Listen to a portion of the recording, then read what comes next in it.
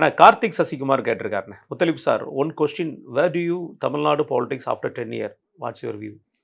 10 வருஷம் கழிச்சு எப்படி இருக்கும்னா, 2 அதாவது இளம் தலைவர்கள் கொஞ்சம் பேர் உருவாயிருப்பாங்க. அதில குறிப்பா பார்த்தீங்கன்னா, விஜய் உண்மையிலேயே தாக்கு பிடிச்சாருன்னா, பெரிய தலைவராக விஜய் இருப்பார். விஜய் வருவார்.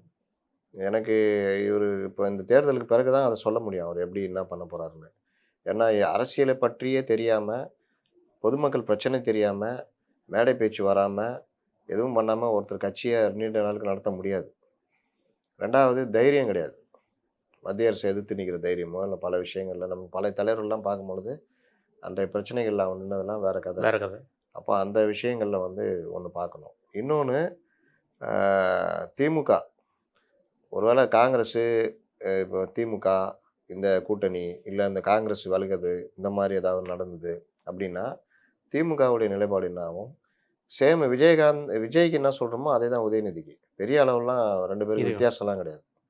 என்னன்னா, ஒரு வலுவான கட்டமைப்பு அவருக்கு அப்டி தாங்கி பிடிச்சுக்கிட்டு இருக்குது. அதுல வச்சு இவரு ஓடுது வண்டி. ஆஃப்டர் ஸ்டாலின் அப்டின்னு எடுத்துக்கிட்டீங்கன்னா, இப்ப இந்த தடவ தேர்தல்ல திமுக ஜெயிச்சாலே உதயநிதிய முதலமைச்சர் ஆகணுன்ற கோரிக்கைய குடும்பத்துக்குள்ளேயே வந்துரும். உதயநிதி வந்துருவாரு.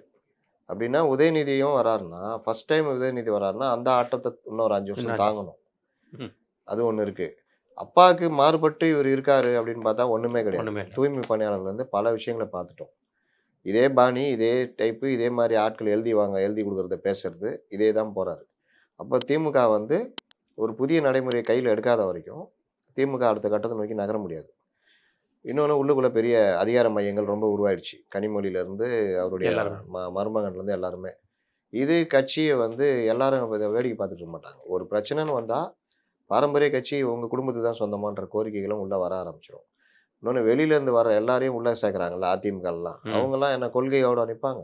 ம். எல்லாருக்கும் பின்னாடி வியாபாரம் இருக்கும். இன்னைக்கு இருக்கிற அதிமுக அமைச்சர்கள், முன்னாள் அமைச்சர்கள், முன்னாள் அதிமுகவினர் இன்னைக்கு திமுகக்குள்ள இருக்காங்க. பலர் அமைச்சர்களா இருக்காங்கன்னா, இவங்கலாம் நான் திமுக கொள்கை பிடிப்பதுவா? ம். எதுவும் எதுவுமே கிடையாது. கிடையாது. லாபம் ஒண்ணு தான் குறிக்கோள். நாளைக்கு ஒரு பிரச்சனைன்னு வந்தா, இந்த இதெல்லாம் பறந்துரும். இப்ப திமுகவுடைய அடிப்படை ஒண்ணு இருந்ததுல்ல, 80கள்லாம். அது இல்ல. அந்த இது இப்ப இல்ல. அதனால நாளைக்கு ஒரு பிரச்சனைன்னு வந்தா திமுகவே இந்த இதோட இருக்குமான்னு கேட்டா ஒண்ணும் இருக்காதுன்னு தான். 2011ல கடுமையான பின்னடைவு. கலைஞர் இருந்ததுனால கொஞ்சம் சமாளிச்சு மறுபடியும் தலையெடுத்தாங்க.